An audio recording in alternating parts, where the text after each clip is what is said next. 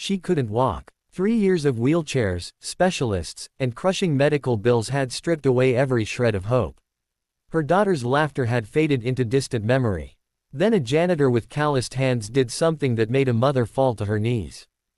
Sarah Mitchell's hands trembled as she signed the discharge papers. Another hospital visit. Another round of tests. Another stack of bills that would join the mountain already suffocating her small apartment. Her daughter Emma sat motionless in the wheelchair, staring at nothing in particular, her 9-year-old face carrying the weight of someone who had forgotten what running felt like. The doctors had been brilliant, no doubt. They wore expensive suits, spoke in confident tones, and worked in gleaming hospitals with state-of-the-art equipment. Dr. Harrison, the renowned neurologist from Boston, had flown in specifically to examine Emma. He'd studied her case for 3 days, ordered every test imaginable, and ultimately shrugged with professional sympathy.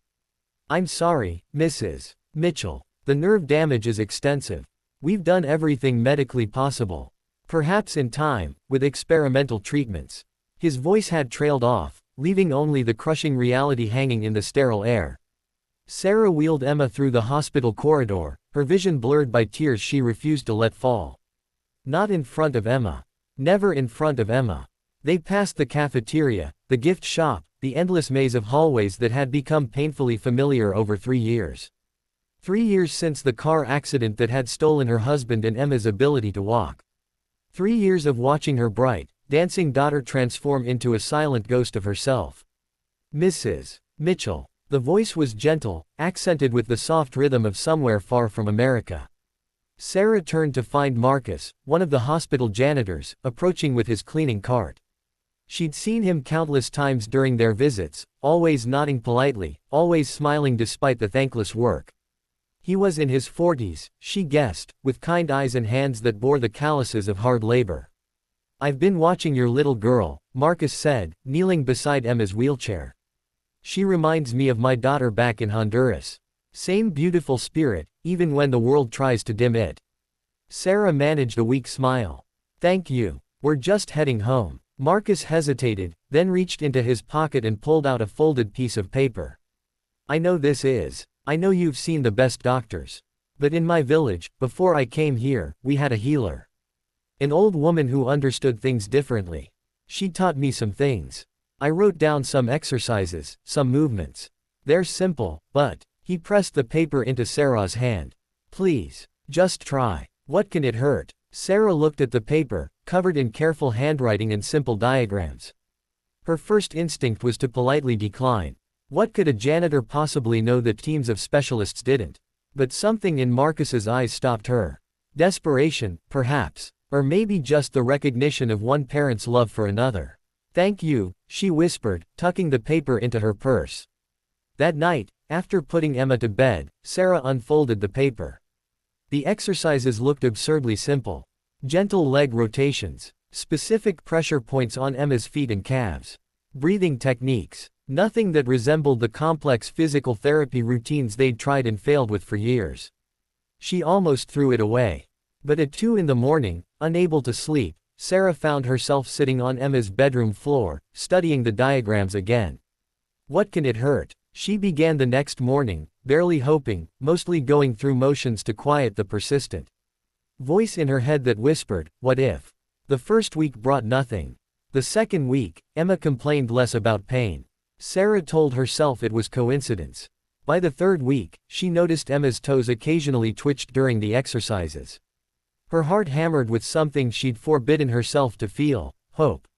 She returned to the hospital for a scheduled follow-up, seeking out Marcus during her lunch break. She found him mopping the third-floor corridor.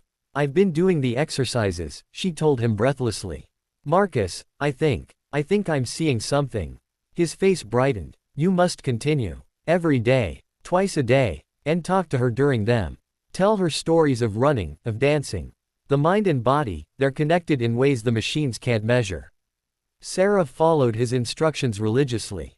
Every morning before school, every night before bed.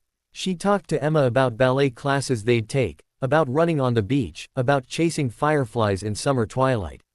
Emma listened silently, but Sarah noticed something shifting in her daughter's eyes.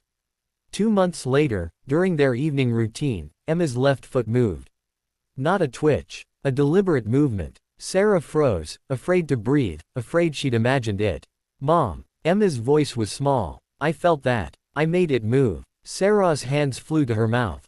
She repeated the exercise. Emma's foot moved again. Then her right foot. Tears streamed down Sarah's face as she pulled her daughter into a fierce embrace. The progress was slow but undeniable.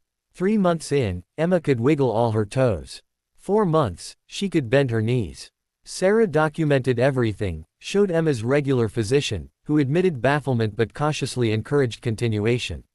5 months after Marcus had handed her that folded paper, Sarah stood in the hospital corridor, Emma's hand gripping hers tightly.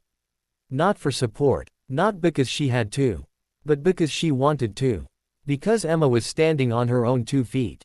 Sarah had called ahead, asking if Marcus was working. She needed him to see this. Needed him to understand what his simple kindness had unleashed. When Marcus rounded the corner with his cleaning cart, he stopped dead.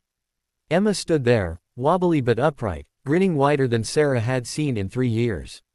Mr. Marcus. Emma called out. Look, I'm standing. The cleaning supplies clattered as Marcus dropped the handle of his cart. He walked toward them slowly, his weathered face crumpling with emotion. Pequeña, he whispered. Little one. Watch this, Emma said, and took 1 step. Then another. 3 shaky steps before Sarah caught her. Marcus's knees buckled. This man who cleaned up after others, whose work went unnoticed by thousands who passed him daily, who sent most of his paycheck back to Honduras to support his own daughter, collapsed against the wall and wept openly.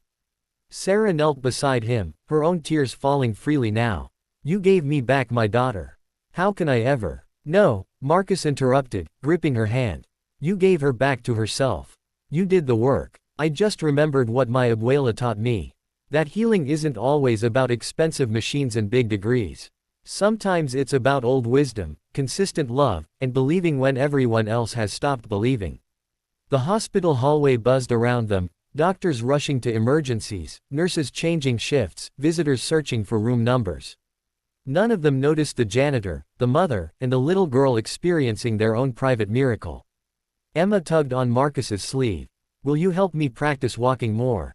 Please. Marcus looked at Sarah, who nodded through her tears. We'd be honored, she said. Over the following months, Marcus came to their apartment twice a week after his shifts, refusing any payment, teaching Emma exercises his grandmother had learned from generations of healers. Emma's doctors remained skeptical but couldn't argue with results. Within a year, Emma was walking independently. Within 2, she was running. On Emma's 12th birthday, Sarah watched her daughter dance at her party, actually dance, spinning and laughing with friends. Marcus stood beside her, both of them crying happy tears. You know what the greatest gift is? Sarah asked him. Not that she can walk. It's that she remembered how to laugh. Marcus smiled. That was always there. Sometimes we just need someone to remind us that miracles aren't always loud and expensive. Sometimes they come quietly, written on folded paper, carried by calloused hands. Sarah thought about all the specialists who'd treated Emma, their impressive credentials and confidence, their ultimate inability to help. Then she looked at Marcus, whose name most people in the hospital didn't even know, whose worth was measured in mopped floors and emptied trash cans. He'd accomplished what no one else could because he'd offered something beyond expertise. He'd offered hope wrapped in humility, wisdom wrapped in kindness, healing wrapped in humanity. That evening, as Marcus prepared to leave, Emma ran up and hugged him tightly. Thank you for seeing me, she whispered. Marcus hugged her back, understanding that she didn't just mean physically. He'd seen her when she was invisible to the world, another patient, another hopeless case, another tragedy. He'd seen her as his own daughter, worthy of whatever small gift he had to offer. In a world that often measures worth by wealth and credentials, Marcus had proven what Sarah would spend the rest of her life believing, that the most powerful medicine isn't always found in hospitals. Sometimes it's found in the generous heart of someone who simply chooses to care when they don't have to, who shares what little they have because someone else needs it more, who reminds us that we're all capable of miracles if we're willing to extend our hands to those who've fallen. And sometimes, that's worth more than all the money in the world.